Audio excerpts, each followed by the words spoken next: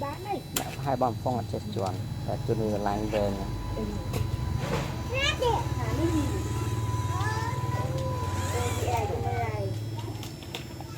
mời chị ấy chị đang ấy cạnh chị ấy cạnh chị ấy là nó tổ cái lơm này lấy vui cho về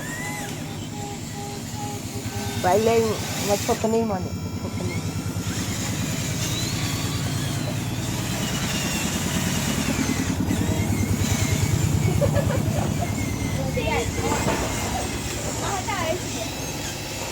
đã phai mà lan đến mất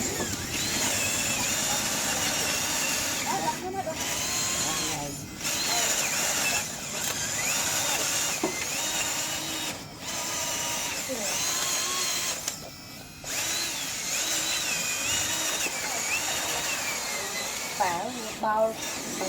mà chỉ hiểu thì tôi ta vậy dẫn vợ con ấy